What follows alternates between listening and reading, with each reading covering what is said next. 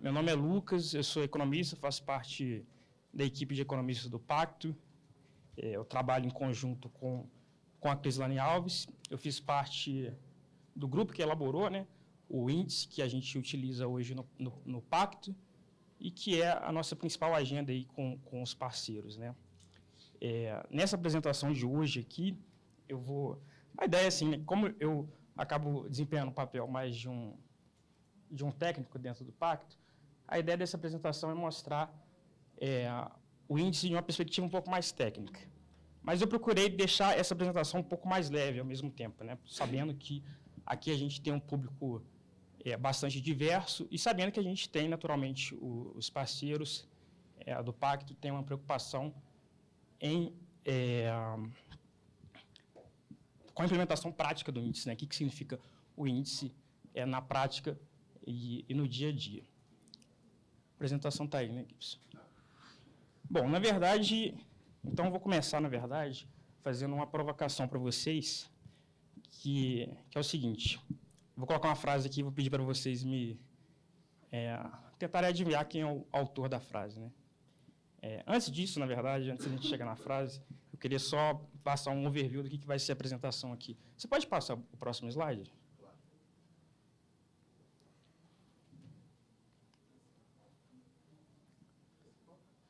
Acho que se você colocar no modo de apresentação...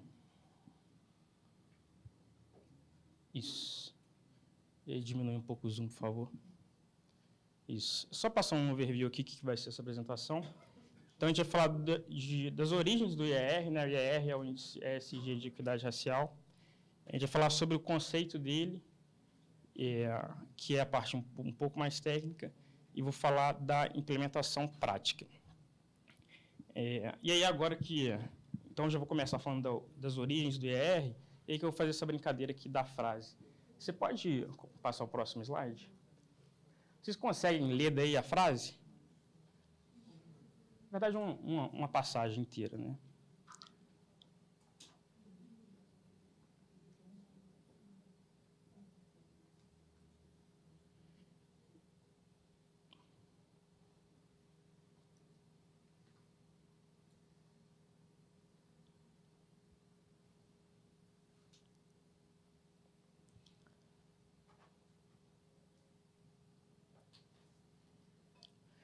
Deu tempo de ler? Mais um tempinho?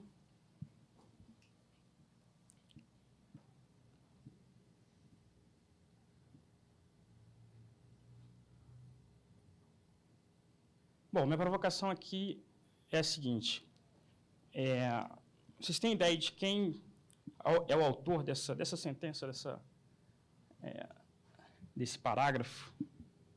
Eu vou dar uma dica e a gente vê se tem alguma sugestão de qualquer pessoa da plateia. Bom, é um grande intelectual brasileiro da segunda metade do século XX. Lucas, deixa eu só pedir para você tentar... sim, porque aqui por conta da... sim, ok, perfeito. Bom, o autor da frase é um grande intelectual brasileiro da segunda metade do século XX. Pode falar. Perdão? Eu não escutei. Sérgio... Sobrenome, sei lá. Sérgio Buarque. Foi uma boa sugestão, mas não é o Sérgio Buarque. Mas certamente alguém que esteve com o Sérgio Buarque, que é a mesma geração.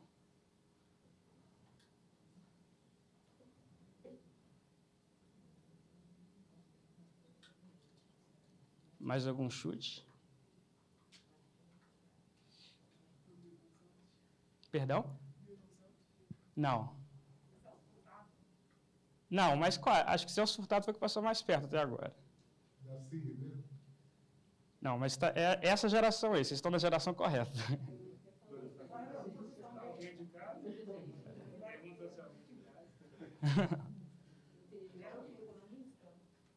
Era sociólogo. Não, Florestan Fernandes. Essa frase é do Florestan. E por que eu trouxe essa frase aqui? Florestan Fernandes. Só para esclarecer, Florestan foi professor da USP, foi orientador do Fernando Henrique Cardoso, que mais tarde seria presidente, e também foi deputado federal pelo Partido dos Trabalhadores. Então, por que eu acho essa frase interessante aqui? Ela traz para o... quando ela, assim, a partir de uma observação, aparentemente, uma observação, uma percepção sobre desigualdade ocupacional, ela traz um pouco, uma das causas do que seria a causa dessa desigualdade ocupacional entre negros e imigrantes. Essa tese do Florestan, porque Florestan, e por que Florestan é interessante que Florestan seja autor dessa frase aqui? Deixa eu voltar para essa cadeira vermelha aqui. Que Florestan é um intelectual associado, né, à esquerda brasileira e visto como um intelectual progressista, e é o principal autor assim, da obra, a principal interpretação que a gente tem do pós-abolição vem do Florestan, que é no livro dele A Integração do Negro na Sociedade de Classes, que é um livro em 2 volumes. Essa passagem foi retirada do livro do Florestan. No entanto, a Florestan, naturalmente, vai reconhecer o papel do racismo para entender o espaço que o negro ocupa no mercado de trabalho, mas ele vai ele vai lançar a mão dessa tese, que ficou super conhecida posteriormente e bastante criticada, que é a tese da anomia, né?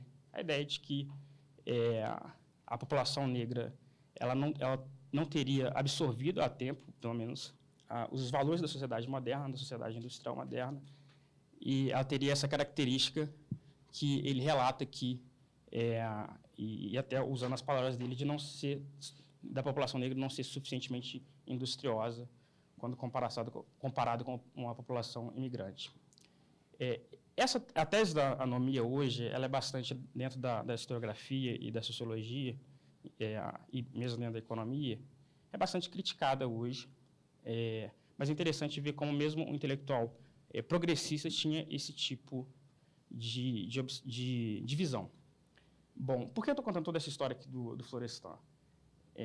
Que isso tem a ver com o índice? É porque isso se relaciona com a origem do índice. Eu queria enfatizar isso aqui um pouco. Por quê? Porque aqui, quando a gente coloca o índice numa perspectiva um pouco mais histórica, acho que fica mais fácil entender quais são o que é o índice, quais são os seus potenciais, suas possibilidades e também, naturalmente, quais são as suas limitações.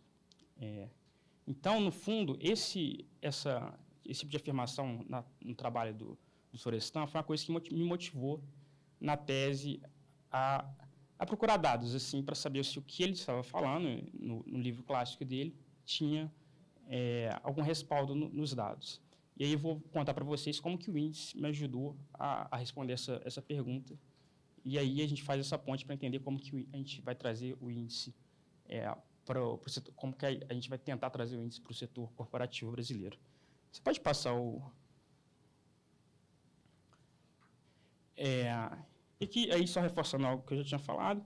Então, não apenas o Florestan Fernandes, né, mas outros sociólogos brasileiros acreditavam que a posição ocupacional da população negra no pós-abolição era absolutamente miserável, e, em parte, isso ocorria pela própria indisposição do negro para se envolver em relações trabalhistas modernas. Pode passar, Gibson. E essa é a pergunta que eu tentei responder assim, em um dos capítulos da tese, mas e o que os dados dizem, né, sobre isso? E aí entra um detalhe assim, curioso, que eu fiz questão de trazer, porque uma dúvida natural, né, lá na frente, quando a gente já falando de trazer o índice para o contexto das empresas, é de que tipo de dado a gente precisa para poder calcular o índice ESG para as empresas, né? Então, isso, de fato, é uma coisa... A gente precisa de um conjunto bem específico de dados. E eu trouxe isso aqui, que foi um desafio que, no contexto da minha tese, que vai ajudar a ilustrar quais são os desafios, né, e os tipos de dados específicos que a gente precisa. Então, basicamente, a história qual que era um problema assim, fundamental na tese da anomia do Florestan? Era de que não havia muita evidência empírica para as afirmações que estavam sendo feitas ali. A gente não sabia, realmente, assim, embora o esforço do Florestan seja bastante grande, assim, de trazer dados, etc., pelo menos para esses dados de ocupação, a obra dele fica devendo. E assim, naturalmente, não é uma questão do pesquisador. É realmente porque a gente, no Brasil, tem uma característica que a gente, infelizmente, é muito comum a gente ficar sem censo, né? Se você comparar com o caso americano, desde 1790 eles têm decenalmente um censo, e esse censo eles sempre tiveram, colheram informação de cor da pele, e eram informações bastante completas. A partir do censo de 1890 deles, eles têm, inclusive, nominal, né? Quer dizer, a informação do microdado. E a gente aqui não, a gente tem uma cultura um pouco diferente. Nosso primeiro censo foi de 1872, o censo conhecido como censo da escravidão. Aí a gente não tem censo em 1880, tem um censo em 1890, que traz informações de cor da pele, mas aí a gente tem um censo de baixíssima qualidade em 1900, a gente não tem um censo em 1910, tem um censo de boa qualidade em 1920, mas sem informação de cor da pele. Em 1930, o país está conflagrado com a Revolução de 30, então a gente não tem censo. Então, assim, entre o fim da escravidão e 1940, a gente fica sem censo, basicamente, tirando o censo de 1890, a gente fica 50 anos sem censo no pós-abolição, com informação de cor da pele. Então, a gente não tinha, então era muito difícil você saber quais eram as condições socioeconômicas da população negra no pós-abolição, né? Então, mas aí eu estava nesse dilema. Olha, eu queria saber se o que Florestan, no fundo, tudo bem, é uma teoria sociológica, mas ela parte de uma observação da realidade, de qualquer situação ocupacional da população negra no mercado de trabalho no pós-abolição. E eu gostaria de saber se o que ele estava falando tem esse respaldo, né, em evidência empírica. A gente não tem censo para o período. Então, qual foi a solução que eu achei para isso? Na verdade, eu encontrei um censo que foi feito no interior de São Paulo, em 1906, que tinha informação de cor da pele, numa região importante aqui do estado, no período que é o Oeste Paulista, que é onde a fronteira do café estava se estendendo na época. E aí eu puxei, e aí eu consegui... Você pode passar, por favor? Consegui... não vai dar para ver direito, mas isso aqui é uma página do censo. Basicamente, a gente tem o nome da pessoa, e aí tem informações demográficas, né? Idade, se a pessoa é alfabetizada ou não, qual a ocupação dela, né, no mercado de trabalho, se ela é proprietária de terra. E, crucial para a gente ali, tem a informação de cor da pele. É o único censo que eu conheço desse período com esse grau de granularidade nos dados, né? E aí, pode passar. E aí, já tinha meio caminho andado, né? Eu tinha uma pergunta ali que nasceu dessa afirmação do Florestan. Eu tinha os dados, eu consegui encontrar os dados para conseguir confrontar as afirmações dele com os dados que a gente tinha. Só que ainda falta uma coisa ainda. Acho que não bastava tabular os dados, puxar os dados do censo, tabular e dizer o seguinte: olha, de fato haviam, diferentemente do que o Florestan pensou, a gente poderia afirmar assim, de fato haviam trabalhadores negros no pós-abolição em ocupações medianas, assim, e que no fundo o argumento tem essa natureza de mostrar que na verdade não eram só imigrantes, né, europeus que estavam batalhando na região urbana ou na região rural e eventualmente conseguindo ocupações médias, né? Não, a ideia era de mostrar que a população negra também estava fazendo a mesma coisa. Quer dizer, essa ideia de que faltava uma ética de trabalho para a população negra não seria muito consistente com esse tipo de dado. Mas qual o problema de só tabular o dado? É que, no fundo, eu acho que para rejeitar a afirmação do Florestan, não bastava mostrar que tinha uma pessoa, duas pessoas que estavam ali em ocupações consideradas ocupações médias, etc. Ou que precisavam de uma relação trabalhista moderna, né, na expressão do Florestan. Eu tinha que saber como essas pessoas estavam representadas em relação ao restante da população. Quer dizer, dado a quantidade de negros que existem na região, o número de trabalhadores negros que eu encontro em ocupações médias é um número muito baixo, de muita subrepresentação, de sobre-representação, ou é o número esperado, assim? E assim, em particular, antes de entrar no detalhe aqui do índice, Na agricultura brasileira, início do século XX, basicamente, a gente tem cerca de 80% da população na região rural. Então, embora seja muito interessante saber o que está acontecendo na cidade, né, o mais importante mesmo é entender o que está acontecendo no campo, que o grosso do PIB está no campo, e o grosso que acontece de importante na agricultura está no campo.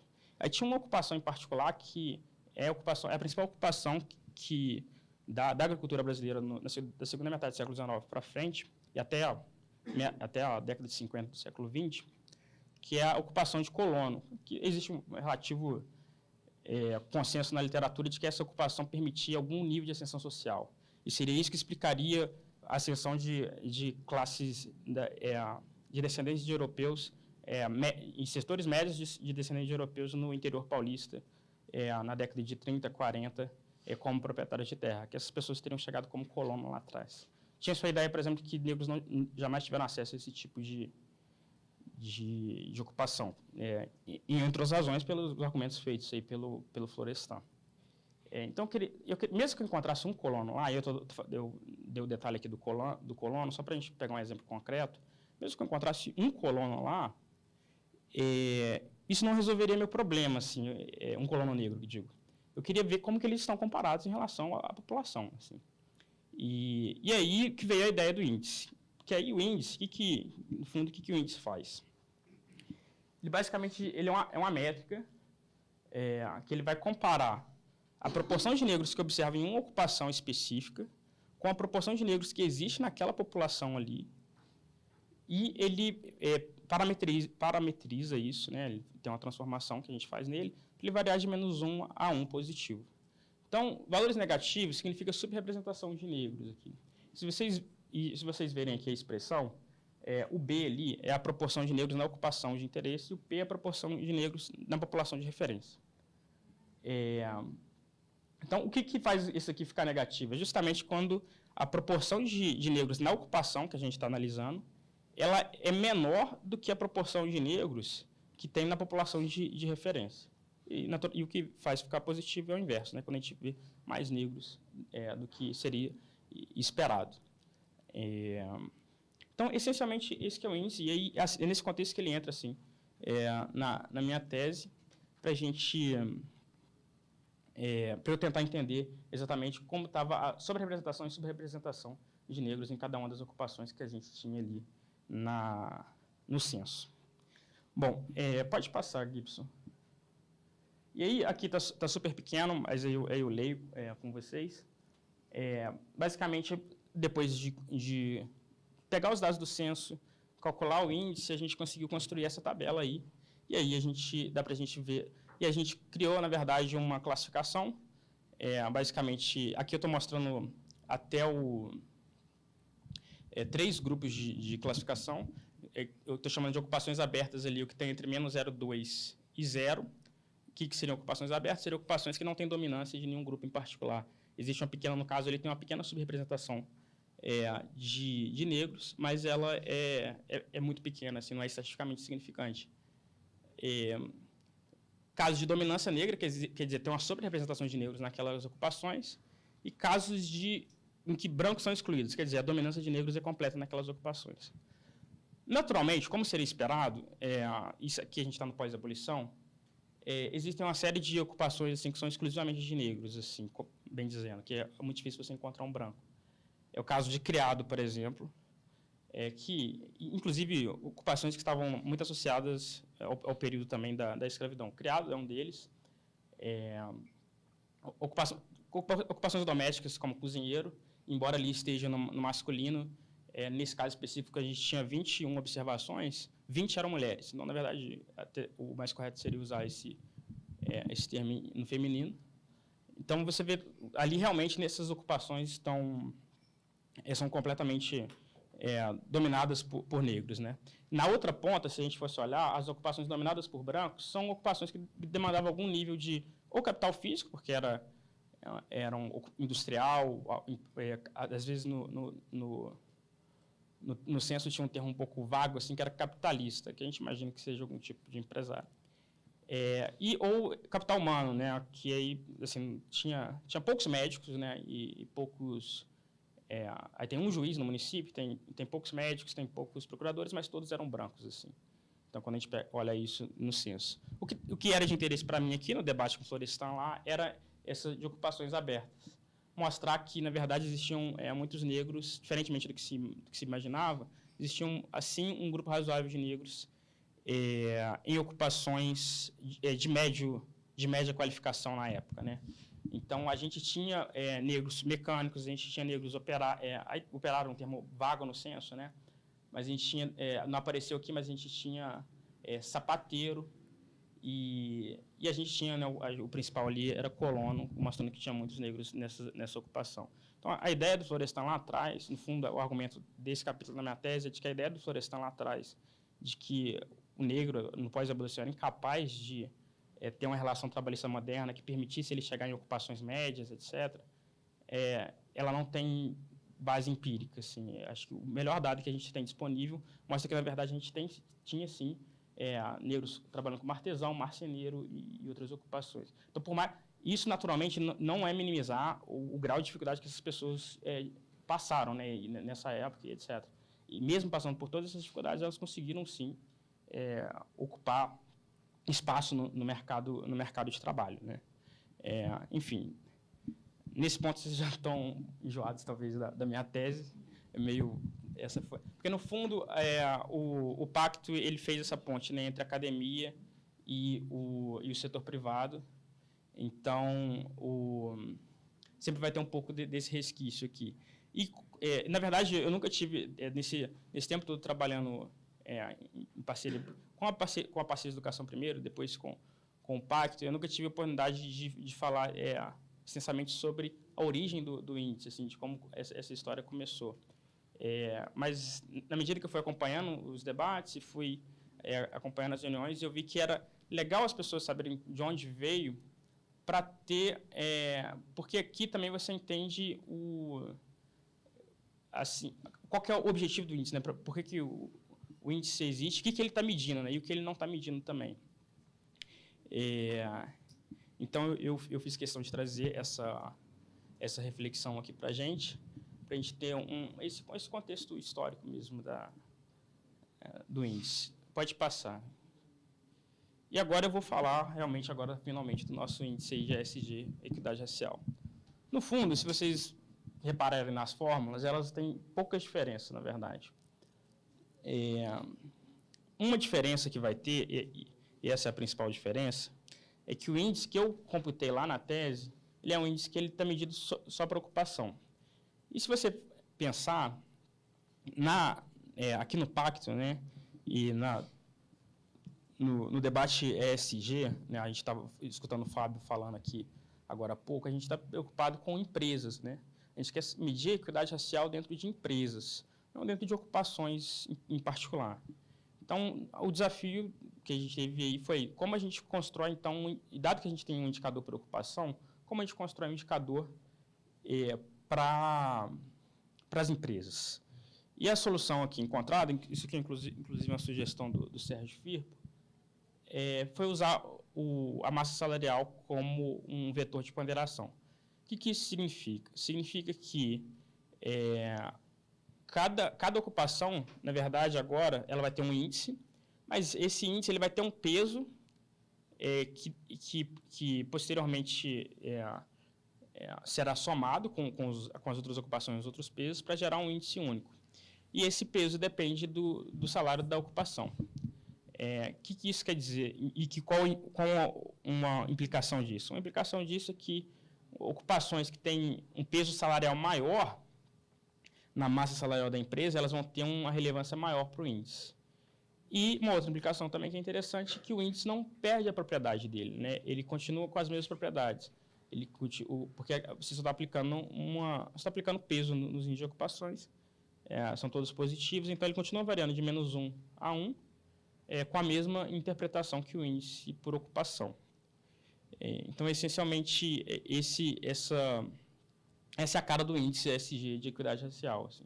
Então, a gente faz o cálculo primeiro para a ocupação, e, posteriormente, a gente agrega isso a nível da empresa usando a massa salarial. Pode colocar. Pode passar. Ok. E aí eu trouxe um exemplo aqui de como seria isso na prática, né? Então, isso aqui seria um exemplo de uma empresa. E aqui um grupo de ocupações, agora eu não lembro exatamente quantas ocupações, mas acho que são as 12 ocupações que a gente tem aqui. N é o número de trabalhadores ali em cada ocupação. O B é a proporção de negros em cada uma das ocupações. E o IER é o índice da ocupação. E o W com a barra em cima é o salário médio por hora dessa ocupação. E aí, o IER daquela forma foi exatamente como eu calculei lá na tese. Então, para cada uma das ocupações, a gente tem esse indicador. Vocês vão notar, por exemplo, dá para a gente já observar alguns padrões aqui. Entre diretores, no caso específico aqui, a gente só tem uma pessoa no cargo de diretor e essa pessoa é branca. Então, aí o índice tem um valor mínimo dele, né, que é -1, que significa o máximo de subrepresentação de negros. Mais ilustrativo, talvez, seja o cargo de dirigentes ali, que tem 19 pessoas e 5%, né, possivelmente uma pessoa que é negra, e aí o índice dessa ocupação é de -0,83. E assim por diante. A gente tem também indicador positivo, se você olhar assim, nas ocupações ali, de outros técnicos de nível médio. Essa é uma classificação da CBO, tá? A nomenclatura que a gente está usando é da CBO. Outros técnicos de nível médio, a gente tem 50% de negros ali, e a população de referência aqui, eu não vou me recordar o número exato, mas nesse cálculo acho que a gente usou 33%, assim, que essa empresa, a gente imaginou assim, que uma parte dela estaria em Campinas, outra parte em São Paulo, e a gente fez uma mediana da população de referência. E aí esse indicador ali é positivo, que na verdade tem mais negros naquela ocupação do que seria esperado. E assim por diante, você consegue ver que tem algumas ocupações com maior equilíbrio racial, e outras ocupações com maior desequilíbrio racial. As ocupações com maior desequilíbrio racial, em geral, você vai notar que é comum. Você vê ocupações de diretores e de gerentes, cargos de liderança, de modo geral, a gente tem um indicador normalmente negativo, né? Então, esse é o primeiro passo no cômputo do índice, quer dizer, a gente calcula o IR para cada uma das ocupações. Só que a gente ainda precisa de um indicador a nível da empresa, né? E aí a gente vai usar essa última coluna, que é o vetor de salários, para poder calcular esse índice. Pode passar, Gibson. E aí, quando a gente usa esse vetor, aqui no pacto a gente tomou a decisão de fazer 3 tipos de agregações diferentes. Uma vai ser só para ocupações de diretoria, outra só para ocupações de gerência e outra para ocupações que a gente chama de não liderança, que são as demais ocupações, né? Aí pode passar, Gibson.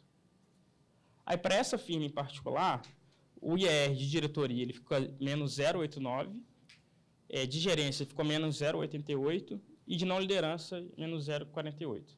Normalmente, para as empresas parceiras do PAC e que estão tentando, estão criando parceria com o Pacto, a gente faz esse cômputo e normalmente tem essa escadinha mesmo, que para a diretoria a gente tem um desequilíbrio racial maior, para a gerência um pouco menor e, posteriormente, para a não liderança é onde a gente tem um menor desequilíbrio racial.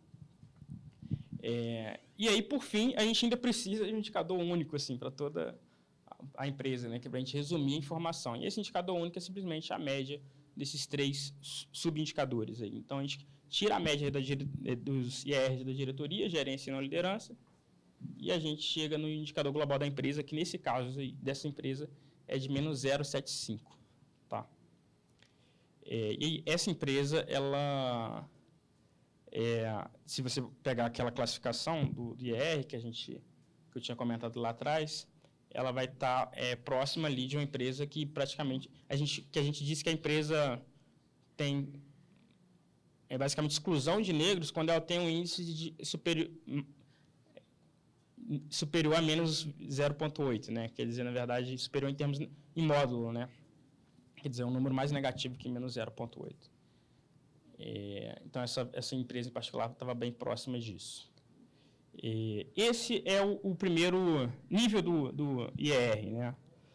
Que a gente diz. O índice ESG de equidade racial ele vai ter 3 níveis. Esse primeiro nível é o indicador bruto de desigualdades, quer dizer, antes da firma fazer qualquer coisa, esse é o indicador dela, quer dizer, simplesmente o dado demográfico, né? Você pega, puxa o censo da firma e calcula qual que é o nível de desigualdade racial hoje dela. E aí tem mais 2 níveis dentro do índice, que tem o nível 2 e o nível 3. O nível 2 é quando a gente considera as ações afirmativas adotadas pela empresa. A ideia é de que a empresa vai ter um desconto até de 0,2 pontos, 0,2 base points no índice dela, caso ela adote políticas afirmativas. E a gente ainda tem o nível 3, que seria o ganho que a firma tem, que também está limitado a 0,2 pontos, de acordo com o investimento social dela, investimento em educação e outras áreas com impacto racial, né? Pode passar, Wilson. Obrigado. E aí, por fim, eu trouxe aqui em termos assim, de implementação prática. O que as certificadoras precisam para calcular o índice, né? Então, como a gente viu, né, o IER usa informações a nível das ocupações de total de trabalhadores por grupo demográfico e salário médio das ocupações. Então, a gente precisa da informação a nível da ocupação, quando se uma empresa quer calcular o índice dela, a gente vai precisar que ela envie para a gente uma tabela com as ocupações que ela tem, quantos trabalhadores já tem em cada ocupação, quantos são negros e qual que é a média salarial daquela ocupação. Você pode passar, Gibbs? Eu trouxe uma tabela de exemplo aqui. E aí isso seria uma tabela típica do que a gente precisaria para calcular o índice. E ali tem uma informação, isso aqui é um ponto que eu discuti pouco, mas você vê que na última coluna tem uma informação ali de onde está o CNPJ da firma no país, né, a UF, né, qual unidade federativa. Por que isso é importante? Porque é isso que a gente usa como população de referência. A gente, como eu mostrei lá atrás, no cálculo do índice ESG, índice de equidade racial, a gente precisa comparar o percentual de negros que a gente observa naquela ocupação em particular com a população de referência. E quem que é essa população de referência que a gente utiliza? É a população de negros na região em que a firma atua. E aí a gente tem utilizado os dados dos estados, né, a nível dos estados. Então, se a empresa atua em São Paulo, a gente usa a proporção de negros de São Paulo como referência, e de forma análoga em Minas e qualquer outro estado da federação.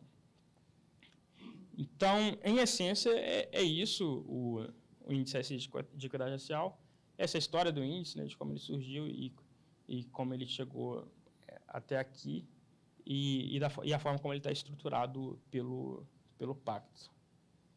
É isso. A Daniela Facchini, da Deloitte, está perguntando se a gente já tem exemplos práticos dos resultados ou dos impactos da aplicabilidade do índice nas empresas, né, que já aderiram, e se a gente poderia falar um pouco dos KPIs que foram atualizados ou que mudaram com a implementação. Eu vou tomar a liberdade de responder por você, eu estou um pouco mais próximo dessa resposta. Bom, a gente tem 20 grandes empresas que aderiram ao Pacto já nesse primeiro semestre, porém, a gente ainda não tem a validação do índice dessas organizações pela falta das certificadoras, e é um dos motivos de vocês estarem aqui, inclusive, né, estimular que vocês, organizações de auditoria, consultoria, assessoria e certificação, possam formalizar esse processo para que as empresas possam ter acesso à validação do índice. Porém, a gente também tem mantido um diálogo com essas organizações. E essas organizações têm sinalizado para a gente algumas mudanças já estruturais com a adesão do protocolo. Pode ser até repetitivo, mas a questão de contratação tem sido bastante influenciada pela necessidade de você está cumprindo um protocolo, um compromisso público que você assume. Então, você reestrutura toda a parte de contratação desses colaboradores. A gente vai discutir mais tarde um pouco de viés inconsciente, enfim, algumas tratativas começam a ser priorizadas quando antes elas eram vistas como atividades secundárias. Tem também as políticas internas de valorização dos colaboradores negros, a necessidade de você oferecer para esses colaboradores qualificação mais estruturadas e a possibilidade de eles alcançarem essas posições de liderança, já que o índice tem esses 3 níveis, né, de não liderança, gerência e diretoria. Então, as empresas começam a ter um olhar diferenciado de como é que esse processo está se dando internamente, porque ela entende que ela vai ser avaliada em relação a esses aspectos. Mas a gente não pode ficar discutindo somente os aspectos internos. Ela começa também a observar que o relacionamento dela com a comunidade, tendo em vista os investimentos sociais privados, também precisam ser direcionados, né? A gente já durante muito tempo discutiu responsabilidade social, mas o olhar do ESG para investimento social privado traz, com a adesão das empresas ao protocolo ESG, a necessidade da garantia do protagonismo da população negra. Então, seja isso para as comunidades onde você está inserida, onde a empresa tem uma planta, por exemplo, ou seja, aquelas comunidades a qual a empresa se relaciona. Muitas empresas da qual aderiram ao pacto já têm projetos muito estruturados com a comunidade. Projetos de educação, de cultura, de saúde, de esporte, de lazer, N situações. Mas esse olhar do recorte para a questão racial, para a população negra, começa a ser priorizada a partir da adesão ao protocolo, porque a empresa entende que isso vai trazer para ela pontuação para o desenvolvimento desse índice. E a partir da validação desse índice anualmente, a empresa tem a possibilidade de externar publicamente o seu desenvolvimento e o seu compromisso com a questão racial, né? A gente sabe que existem algumas iniciativas públicas, inclusive, que trazem a questão de uma visibilidade para empresas comprometidas com a questão racial, mas eu acho que o índice traz esse ineditismo de você ter uma métrica onde você traz a pontuação real de cada empresa. Eu acho que nenhuma outra iniciativa conseguiu fazer isso. Então, a importância de valorizar esse diferencial para as empresas é muito importante. Elas começam a ter, de fato, um número não só para anexar nos seus relatórios, mas para, de fato, dar retorno à sociedade do que é que está sendo feito e medir essa questão. Ótimo. Obrigado. Nossa, deixa eu perguntar para você agora aqui. Vamos lá, vamos. Os consultores de diversidade estão questionando como utilizar o índice como uma ferramenta de disseminação do ESG. Vai rebolar hoje aqui para responder isso. O economista, acostumado com as questões técnicas, agora vai ter que envolver no social. Mas vamos lá. Eu vou te ajudar. Tá, ok. Pode ir. Bom, a pergunta novamente, né? Como os consultores de diversidade estão questionando como é que o índice pode ser utilizado como uma ferramenta de disseminação do ESG. Acho que vai um pouco do que a gente falou agora há pouco, né? Essas 20 grandes empresas que já aderiram ao pacto, que têm mantido um relacionamento nesse processo de implementação, têm dado esse feedback para a gente. E é notório. Eu acho que o Fábio Perovitch, inclusive, deu 2 grandes exemplos, né? Falou da Gerdau, falou da Natura, que são empresas que estão conosco e que já estão aí implementando mudanças estruturais. A Gerdau, por exemplo, quando se compromete a só ter fornecedores engajados com a questão racial, dentro de 1 ano, já mostra para a sociedade, de fato, que a implementação do protocolo ESG racial é um compromisso muito sério e que ela quer, de fato, dar à sociedade um retorno métrico, um número do que é que está sendo feito. Então, isso é um exemplo de como você agregar a questão racial, sustentabilidade a ESG. Lucas, a pergunta aqui. A titulação acadêmica, qual a titulação acadêmica onde entra o índice? Jair Pereira, professor. Ok. Eu não sei se eu entendi exatamente a pergunta. Perfeito. Se diz sobre a titulação acadêmica. Bom, o contexto do índice é que ele foi feito na minha tese, e aí é um capítulo da minha tese, na verdade, que a minha tese ela trabalha com, basicamente, tentando criar estimativas de acesso à educação básica, mercado de trabalho e acesso à terra para a população de ex-escravos no pós-abolição.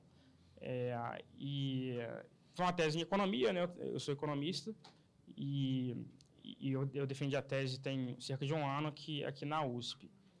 Esse é o contexto acadêmico, mas eu não sei se eu respondi a pergunta, na verdade. Se a pessoa que fez a pergunta quiser... Se ela estiver aqui, né? Ela pode estar online. pode estar online, é verdade. Bom, vamos deixar, caso não tenha respondido, ela pode reenviar e a Isso. gente compartilha contigo. Outra pergunta: quais são as ações práticas para a equiparação nas empresas, uma vez que é detectado o desequilíbrio, né, racial? Vou ajudar o Lucas novamente. Eu acho que poucas organizações do país, talvez nenhuma, se enquadre em equidade racial hoje, né? É um desafio coletivo, enfim. Então, a gente não, inclusive, não usa o termo equiparação porque a gente defende a questão da equidade como um parâmetro já mais atualizado e busca o compromisso da empresa no sentido de que ela adere ao pacto, ela já faz a sua medição do IR no nível 1. Então, automaticamente, ela consegue mensurar esse desequilíbrio dela. Ela consegue ter ideia, inclusive, a gente falou pouco, mas com a criação do índice SG setorial, entendendo de acordo com o setor da economia da qual essa empresa está inserida, ela consegue entender o quão distante ela está da média nacional. Então, vamos usar aqui um exemplo: indústria farmacêutica. Então, uma empresa do ramo farmacêutico, quando adere ao pacto, faz o cálculo do seu índice inicial nível 1 e ela tem como referência o índice setorial para ela entender quais as outras empresas do mercado, qual é o nível que essas empresas estão, né? Não é identificada a empresa, a gente está falando de setor da economia, mas isso ajuda a empresa a traçar suas estratégias e seu planejamento, seu plano de ação, para começar a melhorar esse resultado. Em relação à média nacional e em relação ao seu objetivo, que é chegar ao zero, que é o equilíbrio racial proposto pelo protocolo. Então, a aplicabilidade dessas ações, ela se dá muito pelo próprio planejamento da empresa. O pacto não estabelece nenhum tipo de meta ou objetivo para a empresa. O pacto serve como um instrumento auxiliar para a empresa entender que ela precisa ter um caminho para de trajetória e ela vai estabelecer qual é a velocidade que ela vai fazer isso, quais as estratégias, o quanto de investimento ela vai aplicar nesse processo. O pacto é um suporte das empresas.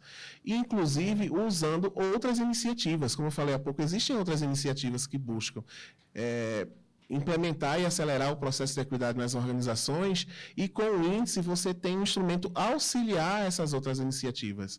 Existe aí o Movimento Mover, tem várias consultorias especializadas que estão fazendo excelentes trabalhos nas empresas, mas que com a chegada do índice elas começam a ter um número para mostrar a essas organizações onde elas estão e onde elas precisam chegar. A gente sai do aspecto subjetivo do combate ao racismo e começa a trabalhar com fatos, números e dados para que essas organizações entendam o quanto de esforço ela precisa colocar, né, nessa agenda e a gente acelerar.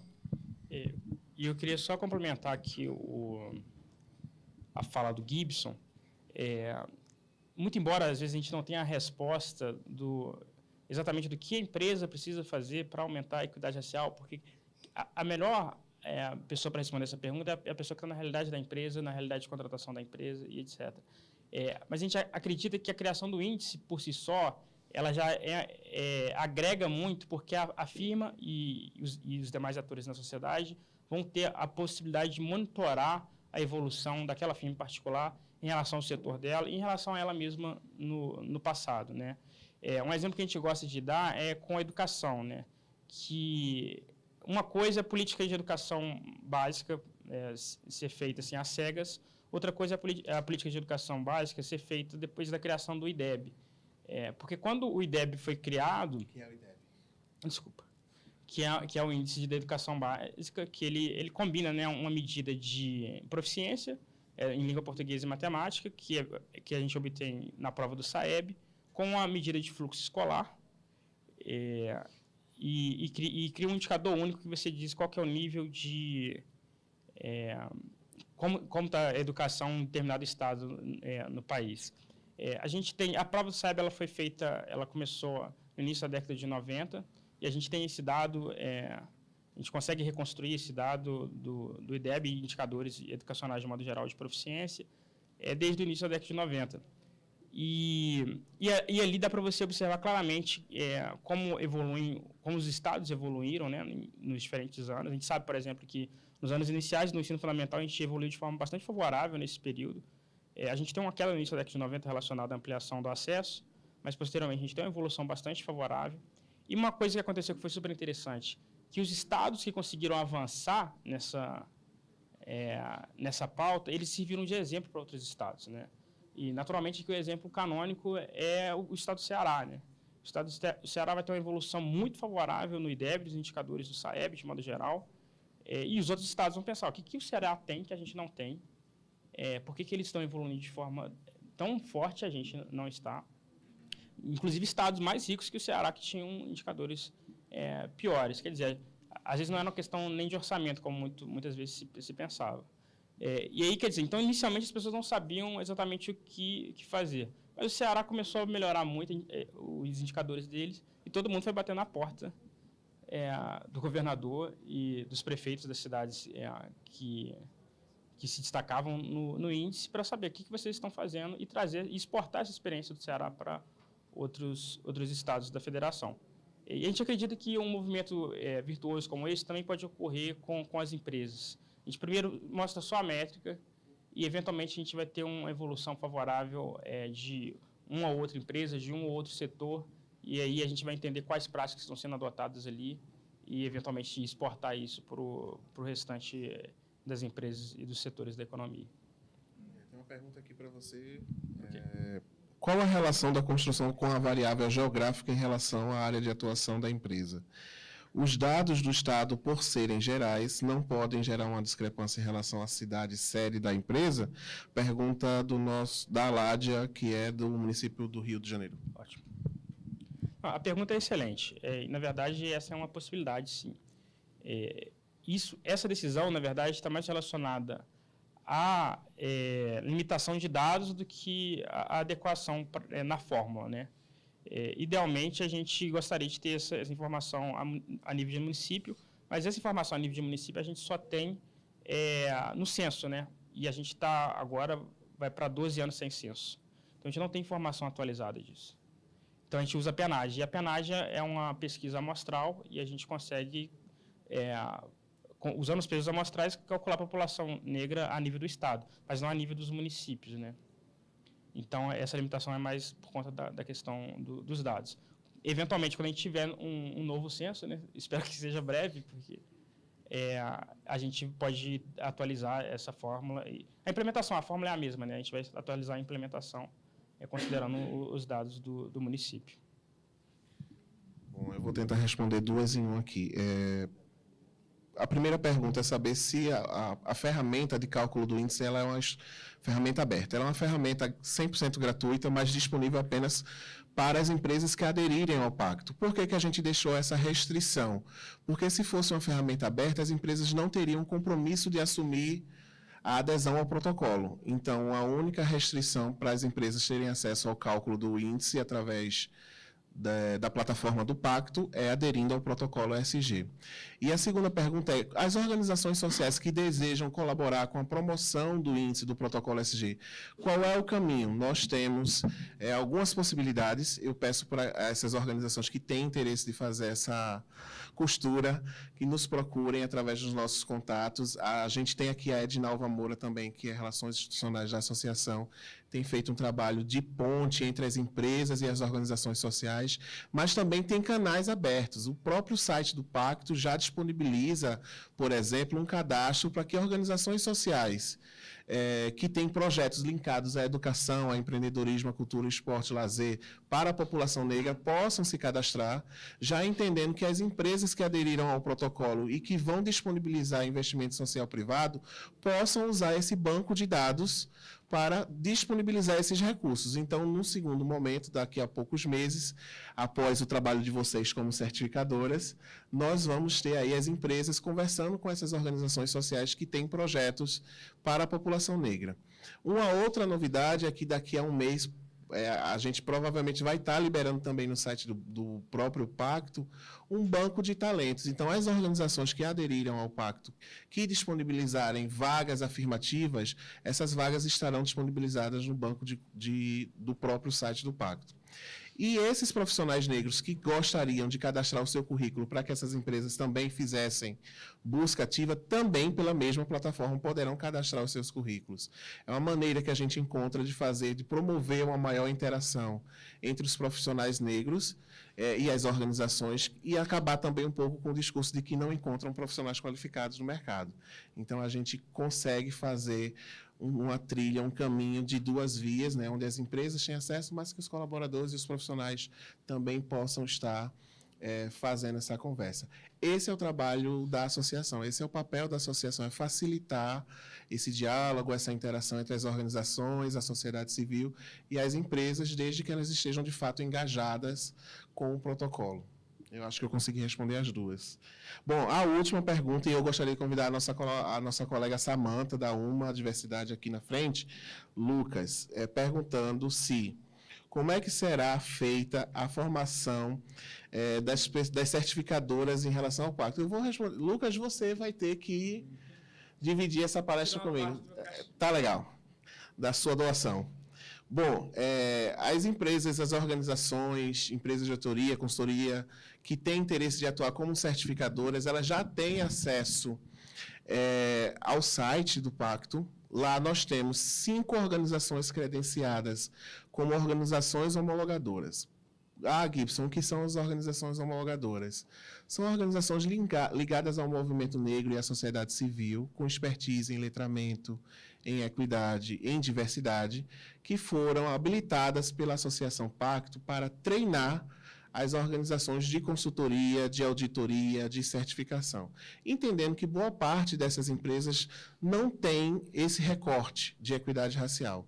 Então, para que a gente tivesse organizações todas alinhadas, todas com o mesmo diálogo, todas usando a mesma métrica e usando o mesmo conteúdo que a associação proporcionou, nós fizemos, alguns meses atrás, uma formação para unificar essas 5 organizações, e agora as empresas e organizações da sociedade civil que quiserem atuar como certificadora precisam passar por um curso de formação com uma dessas organizações.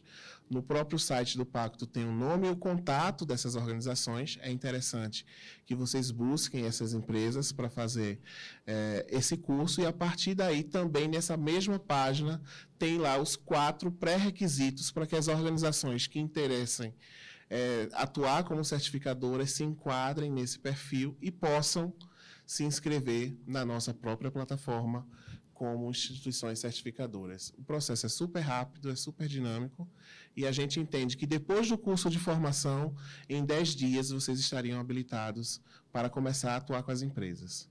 Vou fazer uma provocação aqui e dizer que essas 20 grandes organizações estão procurando empresas certificadoras. Então, vocês estão com um nicho de mercado novo disponível aí no prato para vocês, só aguardando essa habilitação, né? Além disso, a gente tem um grupo de outras 30 empresas que só querem aderir ao Pacto depois que escolherem suas certificadoras. Então, em média, a gente já está aí com 50 empresas aguardando organizações certificadoras para atuar. Reforço aqui o meu convite. Estou com olhares aqui para alguns colegas que já sabem que é um puxão de orelha, mas é um puxão de orelha saudável para que a gente possa destravar esse processo.